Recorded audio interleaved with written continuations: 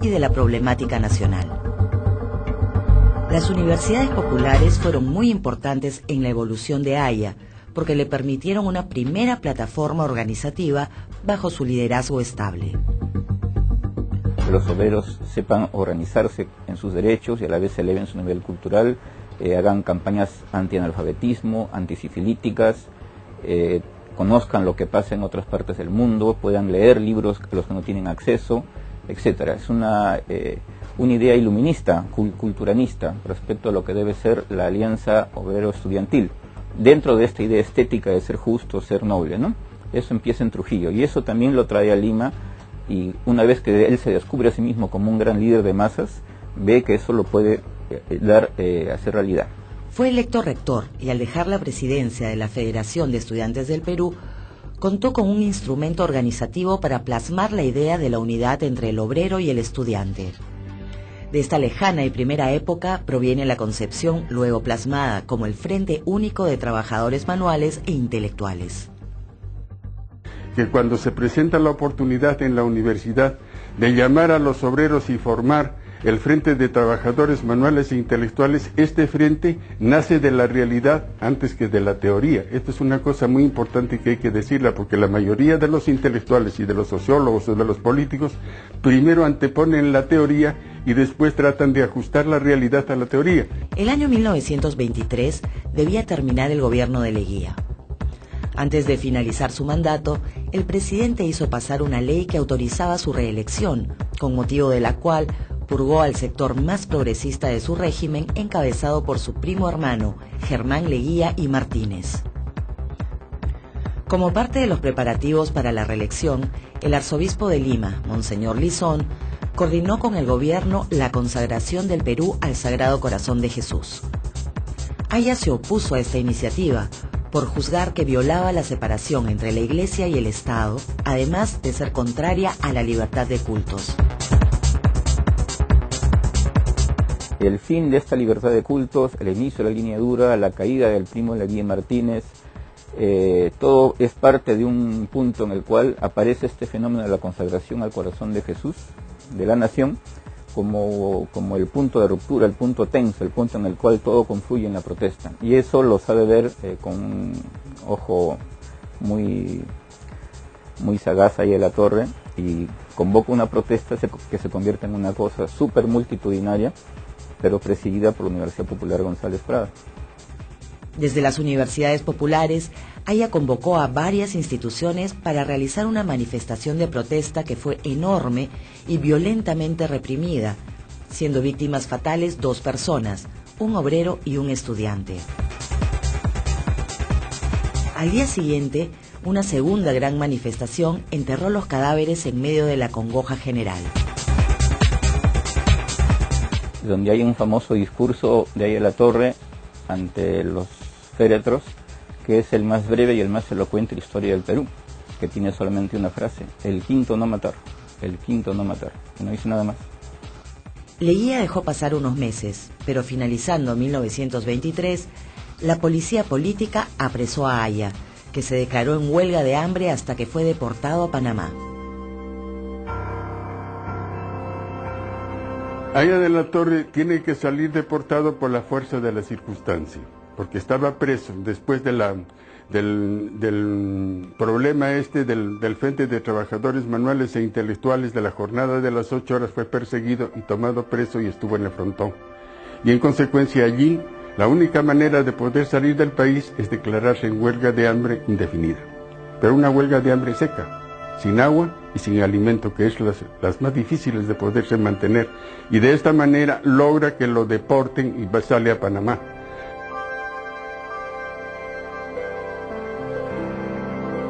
Para aquel entonces era un joven de 28 años que había adquirido una excepcional talla política.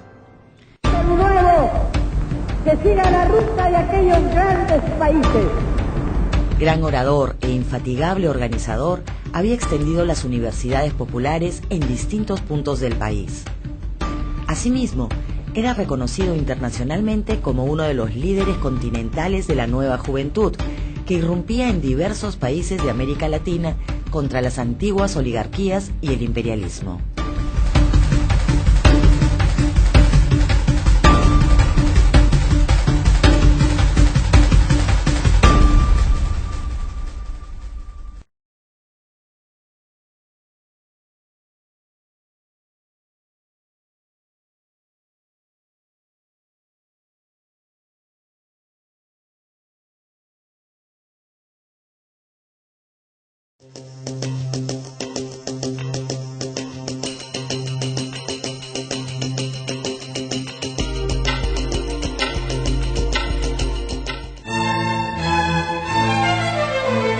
Haya estuvo unas semanas en Panamá, siguió a Cuba y se detuvo un tiempo más prolongado en México. Ahí participó de una ceremonia en la cual entregó la bandera de Indoamérica al presidente de la Federación de Estudiantes de México.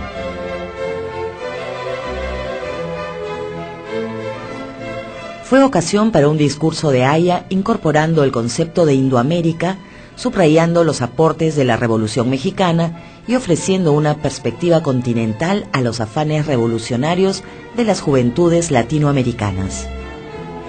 Lo que sí yo he ubicado son tarjetas postales de esa época, con la bandera roja, con el símbolo dorado del continente, y el lema, por la unidad de América Latina, por la justicia social, el APRA, ¿no?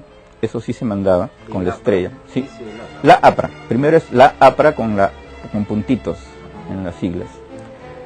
¿Qué es lo que se puede establecer de todo esto? Hay una famosa frase de Haya de la Torre que está en su libro El imperialismo y el APRA, que es: en el principio está la acción, lo cual explica mucho de su vida. Otros líderes políticos más ideológicos, o tan ideológicos como Haya de la Torre, esperan tener las cosas ordenadas en su cabeza y luego proclamarlas y luego ver dónde pueden hacer la acción. Haya de la Torre era al revés. Él estaba en el curso de la acción y sobre la acción él empezaba a trazar directivas, horizontes, etcétera, ¿no? Ese mismo año, 1924, visitó Rusia soviética y tuvo ocasión de asistir como observador al V Congreso de la Internacional Comunista y conocer a algunos de sus líderes. De ese viaje a Rusia retornó convencido de la distancia que separaba su planteamiento de la realidad que había podido conocer bajo gobierno comunista. No obstante, que el año 24 él viaja a Rusia y conoce de cerca el comunismo, pero no se convence de que eso sea un postulado universal. Lo ve como un accidente de la historia rusa antes que como un esquema aplicable a todas partes. Durante unos años se estableció en Inglaterra y acudió a la Universidad de Oxford. Profundizó en filosofía y en economía política, mientras continuaba realizando intensa actividad proselitista. En ese lapso organizó células apristas en diversas capitales europeas. En forma paralela, tanto en México como en Buenos Aires, también habían surgido comités que adherían al nuevo Frente Único Revolucionario. En 1927, Haya acudió al famoso Congreso Antiimperialista de Bruselas, donde se hizo evidente la presencia de dos líneas en el movimiento por el cambio social. Por un lado estaban los comunistas que adherían a Moscú y tenían al proletariado como agente exclusivo de la revolución, mientras que por el otro aparecía una opción igualmente antiimperialista, pero que buscaba un frente único de diversos grupos sociales, incluyendo a la clase media. Esta segunda orientación era encabezada por Haya y se alineaba como socialdemocracia. Y en ese congreso antiimperialista donde participaban todos los jerarcas del marxismo a nivel internacional, y allí les dice: lo que ocurre es que ustedes no conocen el planteamiento de América Latina en su verdadero contexto. No saben la significación histórica que tiene el proletariado en América Latina y en consecuencia allí sobra la dictadura del proletariado y tenemos que hablar solamente del Frente de Trabajadores Manuales e Intelectuales. El discurso Haya de la Torre, que es el discurso típicamente aprista, ¿no? Que somos de Indoamérica. Indoamérica tiene sus propias reglas, su propia naturaleza, no se puede imponer esquemas desde fuera. Y ese punto fue muy rechazado por el grupo de Mariátegui, porque ellos eran dentro de una concepción que tenía ciertos matices de cercanía y a la Torre en lo indoamericanista, estaban muy contagiados del tema del proletariado, de la vanguardia proletaria, de la tesis leninista del tema del proletariado. Mientras Haya de la Torre se va más y más hacia el tema de la clase media, de la clase popular, del pueblo, ¿no? En reemplazo del concepto de una clase particularmente dirigente.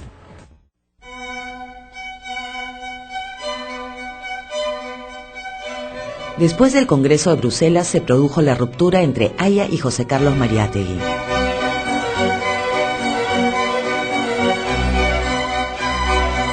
Este último había retornado al Perú en 1923 después de una estadía de 4 años en Europa, donde había abrazado el marxismo.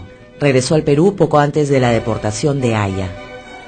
Alcanzaron a colaborar porque Mariátegui fue invitado por Víctor Raúl a incorporarse como profesor de las universidades populares. es deportado a Haya de la Torre. Mariátegui es un connotado militante de la Universidad Popular González Prada y él se hace cargo de la revista por lógica propia de ser prácticamente el segundo en jerarquía ahí, después de Haya de la Torre. Posteriormente, Mariátegui fundó la famosa revista Amauta, donde inicialmente aparecieron colaboraciones de personalidades que luego se incorporaron al APRA, incluyendo artículos del mismo Haya. Pero ese clima de frente único se rompió en 1928, cuando la polémica epistolar se transformó en ruptura de células, empezando por la agrupación de París. A partir de ese momento, Mariátegui se orientó a la fundación del Partido Socialista, que concretó en octubre de 1928. Mientras tanto, Haya, que había retornado a América Latina, fue expulsado por las autoridades del Canal de Panamá con dirección a Alemania.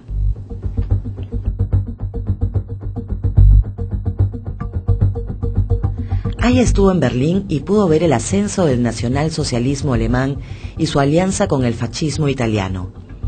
No regresó al Perú hasta la caída de Leguía, que se produjo en agosto de 1930 a consecuencia del golpe del comandante Luis M. Sánchez Cerro.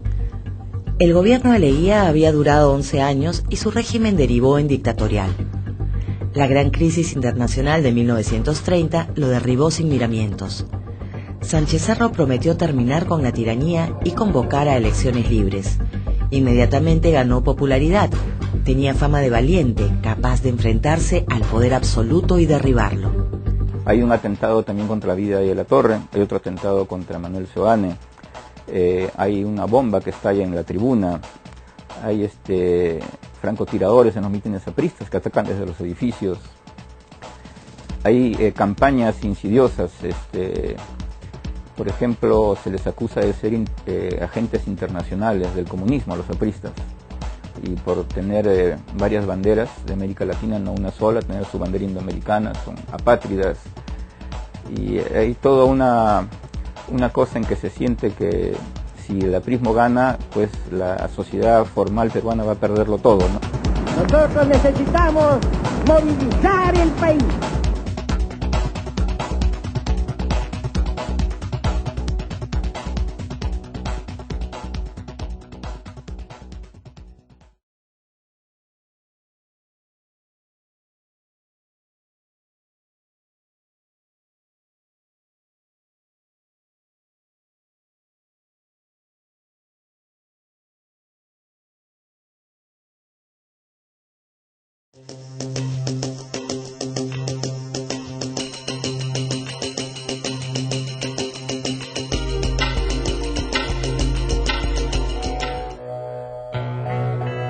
Se instaló en Lima una junta de gobierno que fue muy inestable y duró apenas unos meses.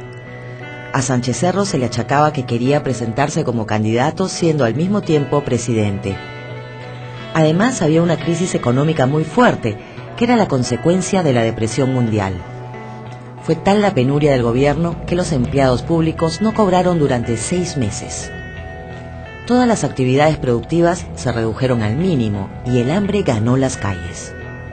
Al producirse la crisis de los años 30 y hundirse los préstamos que se hacían de los Estados Unidos y paralizarse el país, literalmente, que es lo que hizo Leguía, Haya de la Torre va a entender muy bien que lo que va a galvanizar al Perú va a ser aquellos que rechazan ese control de los servicios de la industria, más que de la industria, de los recursos naturales y de los servicios en el capital extranjero.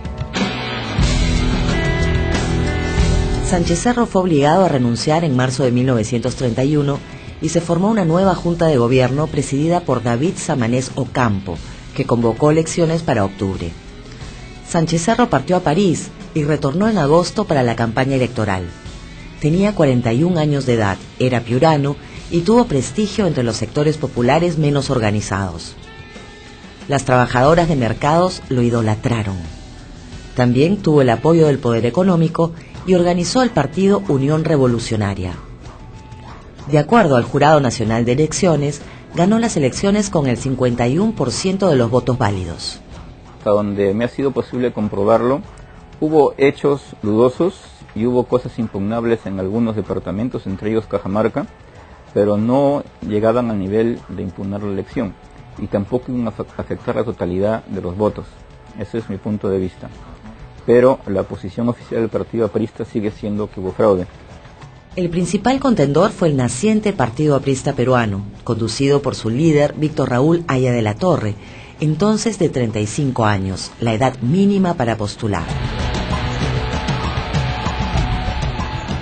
Y cuando entonces él llega, ya había un partido aprista peruano conformado en el Perú con autoridades y todo, pero tenía redes en los principales lugares donde había presencia. El APRA comienza a tener más fuerza en los lugares más modernos de la economía, llámese Talara, las haciendas azucareras, Vitarte,